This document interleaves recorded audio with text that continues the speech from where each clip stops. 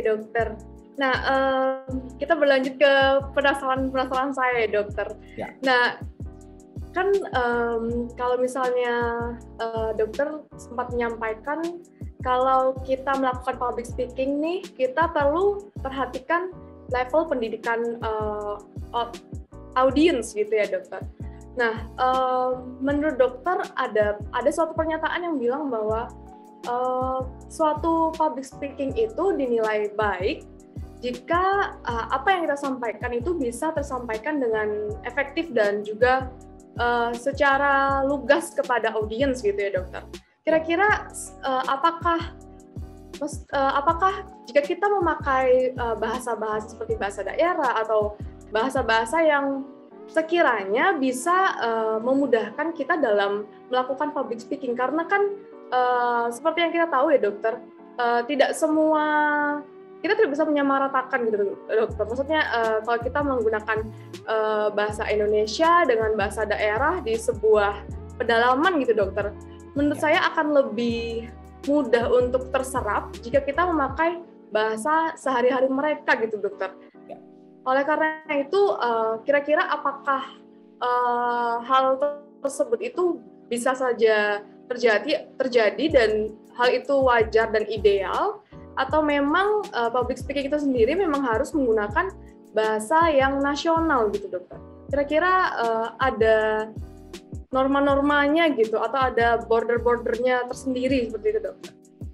Ya, as far as I know sih tidak ada yang peraturan dengan sangat ketat ya mengatakan bahwa ketika kita public speaking kita harus misalkan menggunakan bahasa daerah. Itu kok saya so far belum nemu. Tetapi kalau kita menggunakan, kita tahu local culture, kita tahu norma etika sosial, kita tahu kebudayaannya masyarakat yang kita ajak bicara, itu tentu akan memberikan advantage ya untuk kita. Nah, terkait dengan bahasa, kalau kita menggunakan bahasa, saya rasa wah itu susah kalau kita harus menuntut diri kita untuk bisa berbahasa sesuai dengan bahasa lokal ya. Tetapi mungkin kita bisa menggunakan 1-2 patah kata itu karena dengan kita menggunakan itu saja, itu sudah menangkap, itu sudah captivate mereka. Jadi mereka benar-benar jadi tertarik. Wah ternyata orang ini bisa loh berbahasa lokal walaupun sedikit. Ini sedikit saya sharing pengalaman dulu setelah saya waktu saya pendidikan, saya sempat ada tugas kerja di Madura waktu itu di Sumeneb. Nah, saya seumur-umur nggak pernah sebelumnya ke Sumeneb dan saya benar-benar nggak familiar sama bahasa Madura sama sekali. Nah, ketika saya waktu itu bekerja di Sumeneb, saya istilahnya saya harus belajar bahasa lokal walaupun nggak mungkin ya saya conversational dengan mereka dalam bahasa Madura, nggak mungkin. Tetapi saya mempelajari 1-2 kata keywords ya, keywords yang membuat komunikasi dengan mereka itu lebih baik. Dan ketika saya greeting mereka dalam bahasa Madura, ketika saya mengucapkan terima kasih dengan mereka dalam bahasa Madura, itu mereka very appreciate. Itu saya bisa merasakan di situ. Jadi dan saya rasa audiens pun tahu kalau nggak mungkin lah kita menguasai bahasa lokal mereka. Tetapi ini bagus ya kalau kita bisa menggunakan local culture mereka, kemudian menggunakan sedikit 1-2 kata term dalam bahasa lokal, itu akan sangat membantu di situ, Stephanie. Oke dokter, berarti untuk penggunaan bahasa jika kita bisa itu akan menambah nilai plus ya dokter. Jadi akan tersampaikan dengan mudah seperti itu ya dokter? Ya, kalau mudah sih relatif, cuman kita lebih captivate their attention sih. Oke dokter.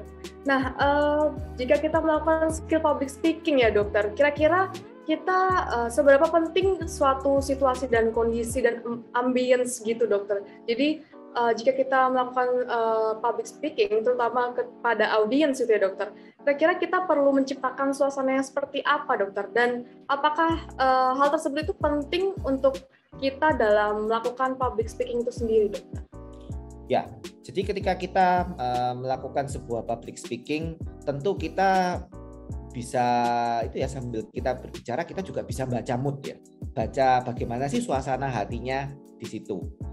Contoh nih, kalau kita ngomong kita harus bisa menyesuaikan antara misal kita ngomong di forum ilmiah dengan misalnya kita ngomong di gathering, kalau kita bilang, kalau untuk atau orang merit ataupun di misalkan kita berbicara mungkin sebagai MC di acara pemakaman misal seperti itu. Nah tentu itu kita harus baca dong moodnya, jangan sampai kita salah, kita ke pemakaman tapi moodnya adalah kita membaca moodnya adalah orang-orang yang sedang mengadakan acara pesta. Tentu kan itu mimpi buruk ya kayak gitu. Jadi kita harus bisa baca moodnya penonton ini seperti apa sih, seperti itu. Dan tentu ini juga itu ya, juga kita bagi saya itu cukup horor kalau kita itu benar saat kita berbicara kemudian orang-orang itu nggak ngerti apa yang kita bicarain, mereka bosen, akhirnya diam, buka handphone, perhatiannya teralih gitu. Nah itu tantangan juga ketika kita berbicara. Kalau tadi saya bilang ada orang yang buka handphone, itu wah itu sudah tanda-tanda itu oke, alert, kita harus mulai berkreasi agar lebih captivate their attention. Kalau perlu bikin mereka jadi lebih aktif lagi supaya mereka nggak ngantuk, nggak bosen kayak gitu sih, Stephanie. Oke, benar dokter. Jujur saya juga sering seperti itu dokter. Jadi kalau misalnya ada orang yang melakukan speech gitu ya dokter, dan saya udah mulai merasa jenuh gitu ya terutama, pasti saya mulai lain-lain gitu dokter, ya buka HP, ya buka sosial media, yang membuat saya lebih entertain gitu lah dokter.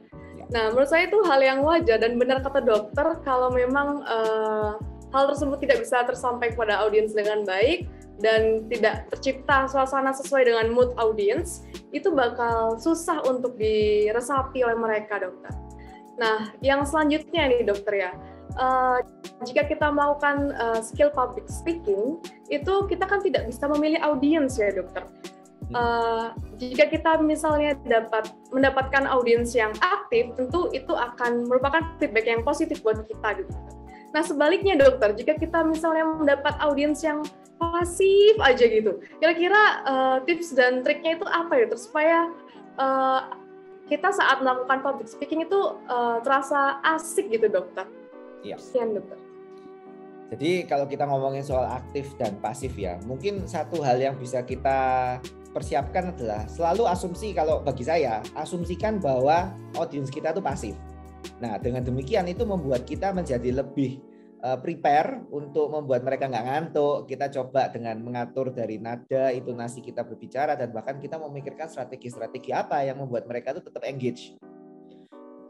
Nah, yang kemudian kita bisa melibatkan ya. Jadi pertama kita asumsi bahwa semua penonton kita itu pasif, terutama orang Indonesia sih. Kalau orang Indonesia rata-rata cenderung pasif, tapi ya kita asumsikan bahwa penonton kita pasif. Terus yang kedua, selalu libatkan penonton. Jadi sebuah presentasi yang engaging adalah presentasi yang dua arah. Kalau seandainya kita mungkin malu-malu untuk bertanya, lebih baik kita yang berinisiatif, kita tunjuk aja orangnya. Kita mau mendiskusikan, misalnya kita mendiskusikan sebuah topik, misalkan nih ya, kita berbicara di sebuah forum, kita ingin memberikan penyuluhan tentang kesehatan, sebuah topik, misalkan tentang diabetes, kita membicarakan tentang diabetes. Nah kemudian ini adalah kita bisa melakukan presentasi dua arah, kita bisa engage audience dengan kita tanya, misalkan gini, untuk Bapak yang berbaju merah, menurut Bapak diabetes itu seperti apa sih?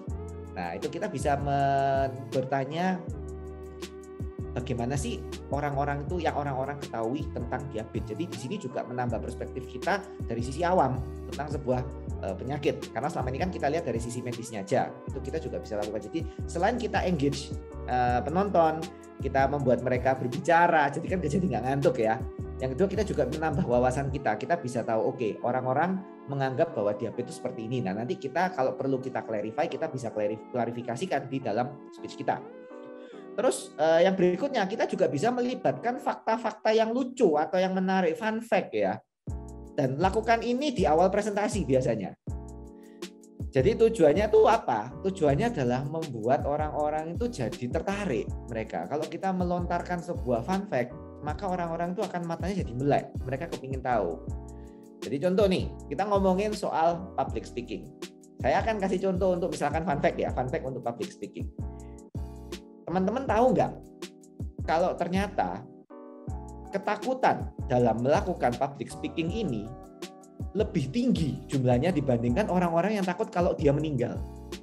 Nah, ini sebuah fun fact di sini. Jadi ternyata meninggal itu bukan sesuatu yang nomor satu orang takutkan, tetapi public speaking, grogi dalam berbicara di depan orang. Nah, seperti ini fun fact yang bisa kita katakan.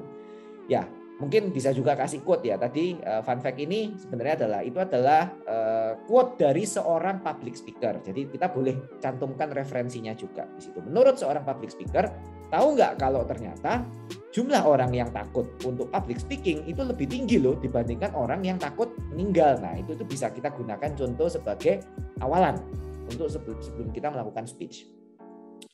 Kemudian kalau perlu kita lihat nih ya mood audience. Jadi misalkan mulai orang yang ngobrol sendiri sama teman, kemudian buka handphone seperti itu kan kita harus alert.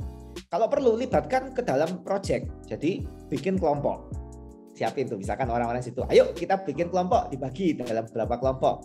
Kemudian kita kasih satu topik untuk yang mereka diskusikan. Kalau orang sudah diskusi kelompok biasanya nggak ngantuk, pasti nggak ngantuk. Gitu. Jadi itu mungkin beberapa tips ya dari saya yang ini bagi saya ini bisa membantu sih. Seperti itu, Stephanie. Oke, dokter. Nah, jika kita berbicara tentang public speaking ya dokter, dan mood audience ya dokter, apakah benar kalau misalnya kita dalam melakukan public speaking dengan pembawaan yang humoris, itu akan lebih atraktif dokter? Atau jika kita melakukan public speaking dengan pembawaan yang serius, itu akan lebih mudah untuk tersampaikan? Kira-kira prefer yang mana sih dokter sebenarnya? Saya jujur karena saya sendiri itu prefer yang humoris dokter, karena kesannya itu lebih asik, santai, fun gitu dokter. Menurut dokter bagaimana ya dokter? Kalau bagi saya sih nggak ada yang lebih superior dari mana-mana ya, karena yang penting kita harus mengetahui kalau misalkan kita ngomongin soal humor, kita harus mengetahui kapan kita melakukan tuh humor, kapan kita harus serius. Karena kalau misalkan nih kita ngomong di forum ilmiah kemudian kita melakukan itu, kita banyak humor, itu nanti pesannya nggak tersampaikan. Khawatirnya seperti itu. Kalau kita terlalu banyak humor, orang-orang nangkepnya itu jokes-nya aja nanti. Jokes-nya kemudian nanti the main point atau the main message itu jadi susah tersampaikan. Jadi kalau bagi saya harus balance ya. Kita harus tahu kapan serius, tapi juga ada kalanya kalau perlu kita lakukan crack jokes juga lah. Kita crack jokes itu tentu akan sangat membantu ya, terutama kalau sudah ngantuk orang-orangnya. Gitu sih. Itu bagi saya seperti itu, Stephanie. Oke, totally true dokter. Oke, selanjutnya ya dokter. Nah, kita kan lagi berada di situasi pandemik ya dokter. Of course kita nggak bisa mengerahkan semua skill public speaking kita secara real gitu dokter, secara offline gitu ya. Kan sekarang udah banyak platform seperti Zoom atau Google Meeting, jadi kita bisa melakukan skill public speaking kita secara online juga dokter. Nah tentu aja kan banyak obstacles ya dokter, dan juga banyak kesulitan-kesulitan yang akan dihadapi seperti itu dokter. Nah kira-kira apa aja sih maksudnya kesulitan yang kira-kira akan dihadapi, dan perbedaan between dua platform ini antara offline dan online ini apa ya dokter? Oke. Jadi memang kita sejak pandemi ini kita banyak mengandalkan platform online. Jadi pada dasarnya speaking di online dan offline itu sama saja. Ini saya bilang dasarnya, tentu akan ada perbedaan. Tetapi pada the basic principle adalah kita harus captivate the audience, betul itu. Dan kemudian kita harus bagaimana kita berbicara ini sesuatu yang kita bisa menyampaikan ide kita tersampaikan dengan sangat baik. Tetapi juga kita bisa balance juga tadi antara kapan kita harus serius, kemudian kapan kita juga harus kalau perlu mungkin agak sedikit crack jokes juga nggak apa-apa ya, tergantung forumnya seperti apa. Cuman online sendiri punya challenge ya untuk speaking secara online. Jadi ketika kita speaking online tentu kita mengandalkan teknologi di sini, media dan teknologi. Jadi kita mengandalkan laptop, kemudian kita atau mungkin tablet ya, kemudian kita juga mengandalkan koneksi internet. Nah, bagi saya ini krusial sekali koneksi internet, karena saya masih ingat waktu awal-awal pandemi itu ketika banyak orang mulai pindah ke online, itu sempat ada masa di mana internet saya tuh rada lemot. Karena bandwidth ya, terkait dengan bandwidth yang tiba-tiba orang geruduk semua masuk ke internet, semuanya online, jadi itu bandwidth-nya kepake banyak di situ. Oke. Nah, tapi itu sudah teratasi ya di sini. Cuman ya satu, kita mengandalkan koneksi internet, kita mengandalkan cuaca juga. Jadi ketika mungkin nggak tahu Stefani sadar apa enggak, ketika kita Zoom meeting pada saat tiba-tiba hujan deras, itu biasanya akan ada masa-masa di mana koneksi internet kita rada terganggu biasanya. Nah, itu. Jadi kita mengandalkan teknologi di situ. Dan ini tentu yang berbeda ya kalau kita melakukan offline. Kalau offline ya paling kita mungkin kita bisa membuka materi kita, presentasi kita dengan laptop atau dengan tablet. Tapi kalau koneksi internet itu tidak dibutuhkan seperti ketika kita melakukan online, dan kita tidak mengandalkan cuaca juga ya di situ. Paling kalau hujan gitu penontonnya rada terlambat datang seperti itu. Nah, kemudian tapi online sendiri ini juga punya advantage. Kalau saya lihat ini kita sedikit membandingkan ya Stefani untuk online sama offline. Kalau online ini gini, coba nih kalau contohnya sekarang kalau ya ini sharing ya, saya kuliah, saya memberikan lecture, berapa sih dari mahasiswa itu yang buka kamera? Rata-rata kan off cam kalau saya lihat. Nah, sebenarnya ini juga bisa menjadi sebuah tanda petik keuntungan ya untuk orang-orang untuk public speaking. Jadi apa? Orang kita nggak ngerti orang yang off cam itu lagi ngeliatin kita atau ya mungkin lagi sibuk dengan urusannya masing-masing. Ini tentu membantu. Menjadi orang lebih mungkin lebih tone down ya, lebih nggak terlalu tegang untuk berbicara secara online dibandingkan ketika offline. Misalkan nih ketika offline tiba-tiba kita blank, maka mata tuh akan ngelihat semua ke kita gitu. Krik gitu. Nah, kalau online kan mati ya bisa entah ngapain, kita kan jadi lebih tenang satu, seperti itu sih. Nah, kemudian tapi online sendiri ini juga kalau kita bilang ini juga ada keuntungan bahwa dalam arti kita untuk berpakaian. Nah, kenapa berpakaian? Tentu ya berpakaian rapi, sopan itu penting. Tetapi coba bayangkan kalau kita offline. Kalau kita offline, kita harus dari atas sampai bawah kita memperhatikan penampilan kita, kemudian body language kita, kemudian cara berjalan kita, cara kita menanggapi orang-orang bertanya dengan gesture kita. Nah, itu semua dikomentarin dan dilihat ya. Kalau secara offline, kalau online ya kelihatannya separuh badan aja. Ini kan kayak contohnya Stefani kan nggak ngerti kan saya pakai celana apa di bawah, nah seperti itu. Jadi kan istilahnya bahwa mungkin dengan berbicara online ini ada advantage-nya juga, tetapi juga ada challenge.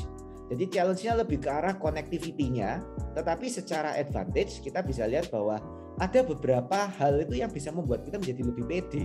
Seperti itu Stefani. Ya dokter, menanggapi yang mahasiswa off-cam itu dokter ya. Mungkin mereka kelas sambil nyangkul juga kita nggak tahu ya dokter. Betul. Mungkin ada yang dengerin kelasnya sambil mungkin ini tablet nyalain kuliah, terus sebelahnya lagi ngegame, kan juga bisa gitu. Setuju dokter, setuju. Karena bisa dibilang relate sama saya ya dokter. Ya. Karena jujur kalau kita online itu salah satu advantage-nya kalau kita bangun siang tinggal buka laptop dan kita bisa kuliah langsung dokter. Ya. Nah kalau kita offline kita perlu prepare dulu, mandi dulu. Ya. Itu bisa mungkin take an hours mungkin untuk mandi and prepare gitu dokter. Jadi menurut saya ya ada min dan plusnya, betul kata dokter. Betul. Oke, mungkin kita bisa lanjut ke pertanyaan selanjutnya. Nah, Dokter Dave ini kan punya banyak sekali pengalaman ya mengenai public speaking. Nah, kalau boleh tahu ya dokter, apa sih peran public speaking itu sendiri dalam bidang kedokteran? Silahkan dokter. Ya, pertama mungkin saya boleh klarifikasi dulu ya. Saya bukanlah seorang expert public speaker. Saya tidak menganggap diri saya seorang expert public speaker. Saya pun masih belajar di sini. Banyak orang yang jadi gini, saya itu pernah berbicara di depan seorang memang coach public speaker, dan kritik dan masukan ke saya itu banyak sekali. Nah, jadi saya pun juga dalam fase learning curve gitu. Cuman mungkin saya sedikit di depan kalian gitu aja lah, karena saya sudah lebih dulu melakukan itu aja. Tapi nanti you'll get there eventually. Nah, kalau bagi saya peran seorang public speaking ya di bidang kedokteran itu saya boleh bagi menjadi dua kelompok besar. Yang pertama adalah kita edukasi pasien atau publik. Jadi ini sebenarnya tujuan utama kita jadi seorang dokter. kalau dokter kita lihat dalam bahasa Latin itu juga mengatakan bahwa to teach di situ artinya. Kemudian seorang dokter itu sama dengan seorang guru sebenarnya. Kalau kita, saya yang paling ingat ya kalau dalam bahasa Jepang ya, seorang dokter itu sensei panggilannya. Tapi seorang guru juga dipanggil sensei. Jadi sama-sama. Jadi tujuannya adalah to teach di situ. Jadi ini adalah terutama hal utama yang kita lakukan sebagai seorang dokter ya. Di sini kita mengedukasi pasien, kita memberikan penyuluhan, kemudian kita juga berbicara di forum-forum untuk masyarakat awam. Contoh kita mungkin untuk kalau kita berbicara dengan masyarakat awam yang usia tua ya, kalau kampus kita kan memiliki keunggulan di bidang geriatri ya, memberikan special emphasis di bidang geriatri. Nah, tentu di sini kita juga siapapun yang mengajak, baik saya sebagai lecturer maupun Stefani sebagai student di sini, ini kita tentu juga diharapkan untuk kita bisa lebih engage kepada pasien-pasien geriatri, dan tentu ini juga sebuah challenge di sini, dan kita bagaimana kita memberikan, kita mengedukasi, kita memberikan penyuluhan kepada pasien-pasien geriatri untuk kasus-kasus geriatri. Nah, contohnya seperti itu. Dan kemudian juga pemilihan bahasa, tentu kita juga jangan menggunakan bahasanya anak muda ya, ini berarti balik ya ke kelompok usia kalau kita ngomong ini. Kalau kita bicara dengan pasien geriatri, kemudian kita bilang, oh ya santuy, nggak ngerti apa itu santuy di situ. Nah itu tentu itu kita harus dituntut untuk kita berkomunikasi menyesuaikan dengan kelompok usia. Kemudian ini juga kita penting, tadi sudah kita ngomongin penyuluhan, kemudian edukasi untuk kondisi pasien ya, ketika kita ketemu pasien di rumah sakit atau di poli, dan kemudian juga termasuk ketika kita menyampaikan berita yang tidak baik terkait kondisinya pasien, sebuah kondisi yang serius, misal seperti itu. Dan tentu itu juga kebutuhan untuk skill public speaking ini kita akan kepake, karena kita akan bisa membaca moodnya pasien, kemudian kita akan bisa melakukan pemilihan kata yang baik di situ. Nah, itu di kelompok 1, kita melakukan edukasi ke pasien atau ke publik. Yang kedua, kita adalah sharing ilmu, jadi menyampaikan ide, inisiatif, ataupun misalkan kita melakukan research, kemudian kita menyampaikan research ini ke peer kita, jadi ke sesama medis, baik dokter maupun komunitas kesehatan yang lain. Biasanya kita lakukan ini di dalam forum ilmiah, dan tentunya ini adalah kita menggunakan gaya bahasa, style yang berbeda ketika kita bicara dengan publik. Jadi menurut saya public speaking di bidang kedokteran ini luas dan versatile. Kita bisa menyesuaikan, kita bicara dengan yang mungkin kelompok orang-orang awam, ataupun kita bicara dengan yang kelompok yang scientific di situ, Stefani.